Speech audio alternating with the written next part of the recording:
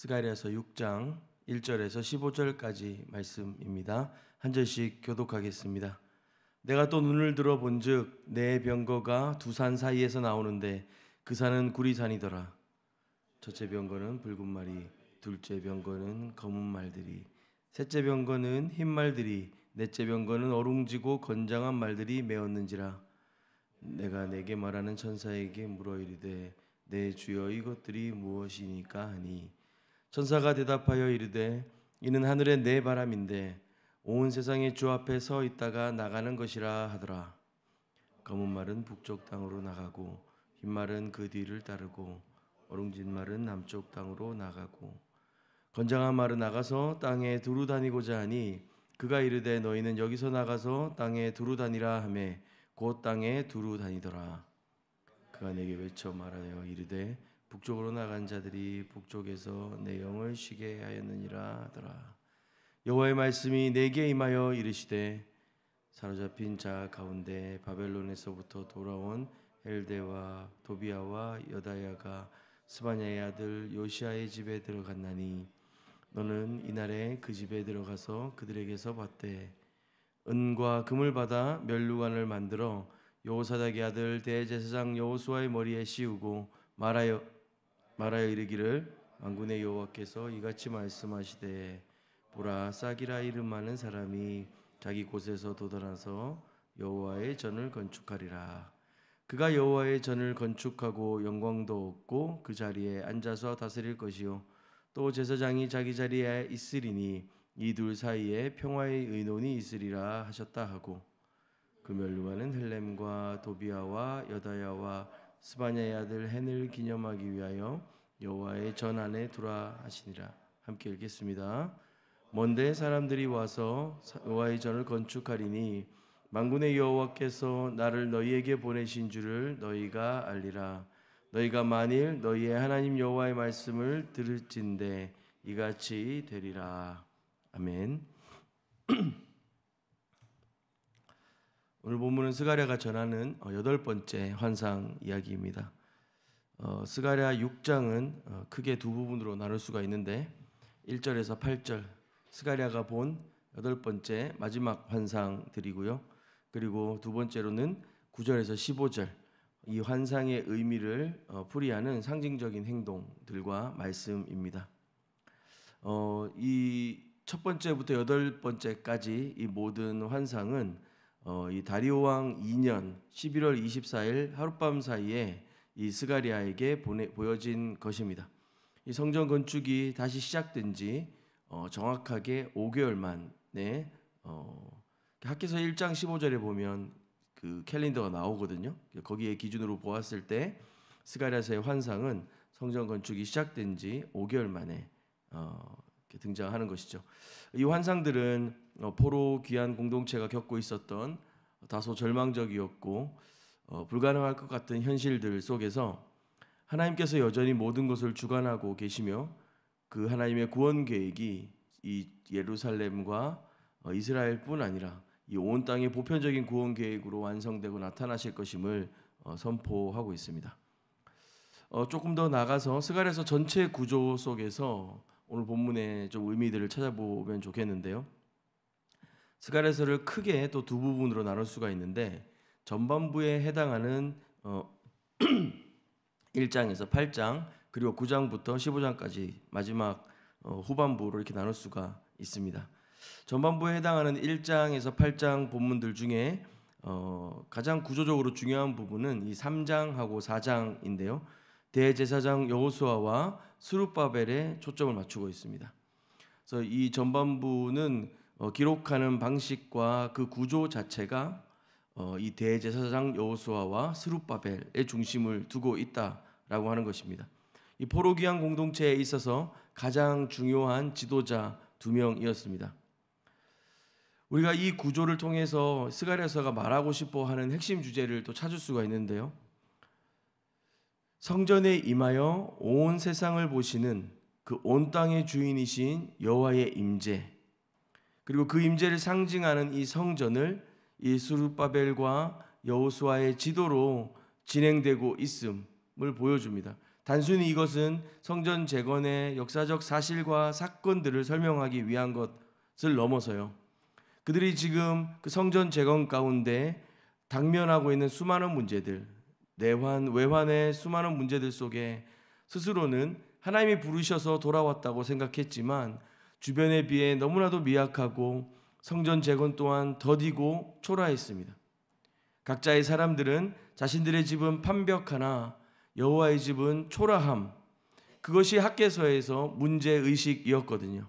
그러나 스가랴는 우리가 비록 지금 우리 그런 현실 가운데 있을지라도 이 성전의 재건과 성전으로 돌아오시고 임재하실 우리 하나님을 생각하고 그 약속을 의지하며 이 하나님께서 이루어 가실 새로운 역사의 초석이 이 성전 안에 있음을 기억하도록 도전하는 것입니다.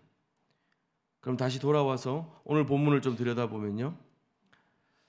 여덟 번째 환상이 이제 시작되면서 6장 1절에 보면 네 병거가 두 산 사이에서 나오는데 그 산은 구리산이더라 라고 기록하고 있습니다. 이 구리산은 하나님의 어떤 주권적인 권능을 상징하는 이 난공불락의 하늘 입구를 생각할 수 있습니다. 고대 세계에 하늘을 떠받치던 그 땅의 기둥들이 있었는데 그게 산이거든요.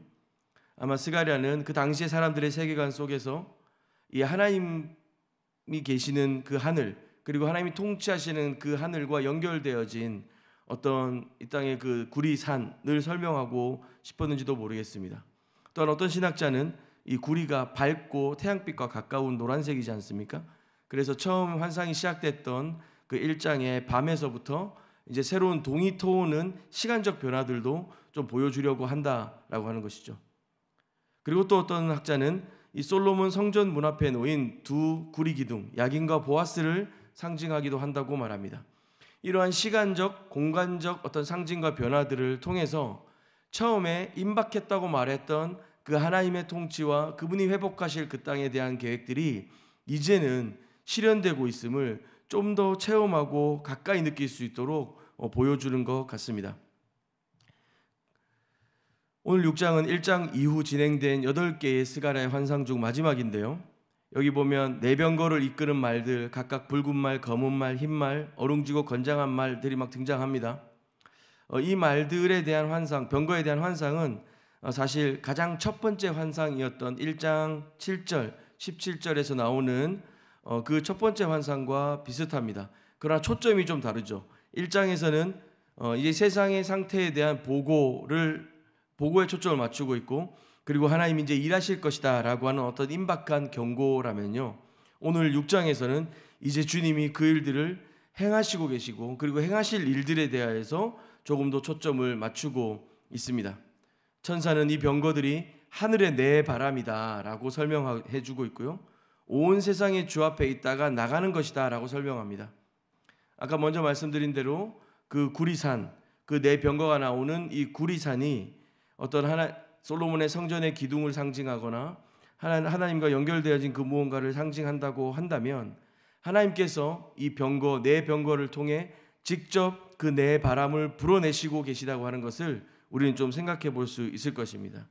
이렇게 보내진 하나님의 메신저들이 온 세상에 대한 하나님의 주권적인 권능을 수행하고 또 그 일들을 이스라엘과 예루살렘뿐 아니라 온 땅을 향하고 있다는 것을 우리가 좀 기억해야겠습니다.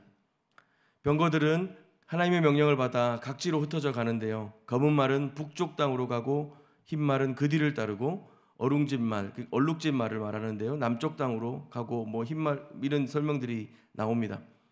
구약 성서에서 북쪽은 악 그 자체나 하나님의 대적들을 나타내기 위한 표현들로 종종 쓰입니다.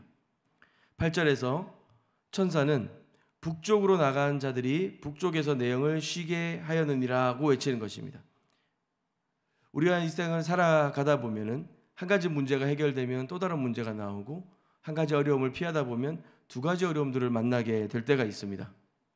이 하나님의 심판 사역은 우리의 그런 이 부조리하고 이 깨어진 세상 한가운데서 살아가며 또 지치고 또 상하고 금방 이겨낸 것 같고 회복한 것 같은 우리의 어제와 달리 오늘 당할 우리의 하루는 또 다른 어려움과 또 한계 속에 부딪히게 되는 것을 궁극적으로 종말적으로 해결해 주시는 주님을 보게 됩니다. 북쪽의 악을 정복하시고 내 영을 쉬게 하십니다. 병거는 하나님께서 전쟁을 일으키시거나 직접 싸우시고 주님이 일하실 때 주로 등장하는 예시이고 상징인데요. 그 병거들을 통하여, 그 말들을 통하여 북쪽에 나간 자들이 북쪽에서 내 영을 쉬게 하였느니라고 천사들이 외치게 되는 것, 더 이상 이 정복된 북쪽, 그 악을 상징하는 이 북쪽이 정복되어 더 이상 할 일이 없게 되었음을 보여줍니다.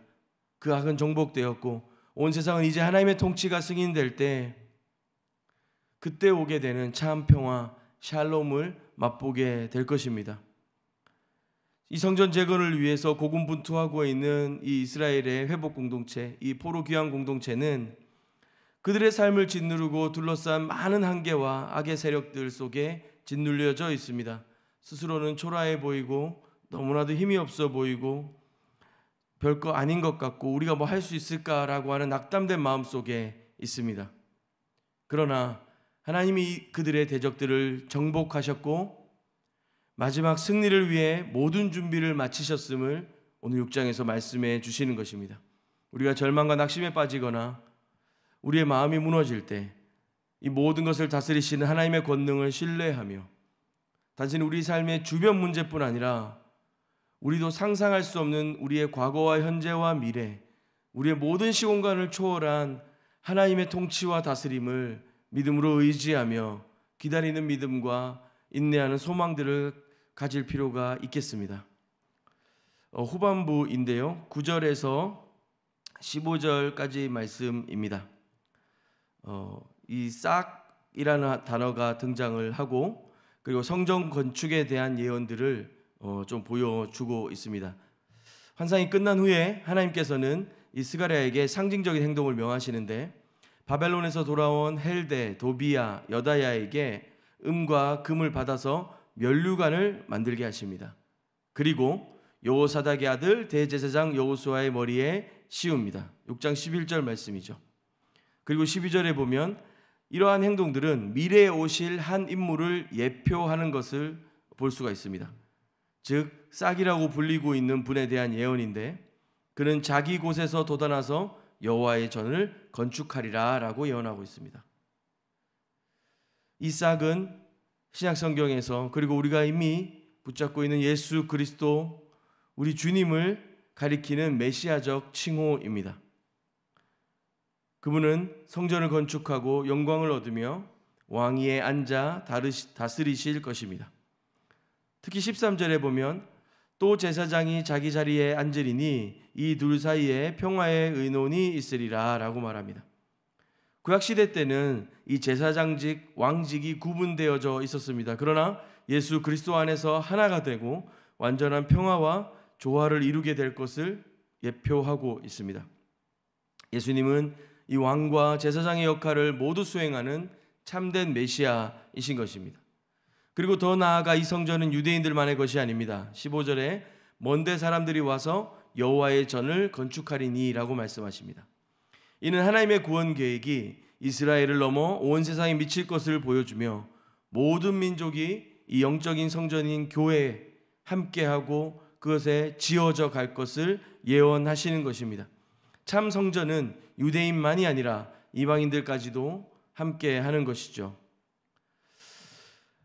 주님이 먼저 전반부에서는 병거를 통하여 북쪽의 악들을 제거하시고 싸우실 것을 보여주십니다.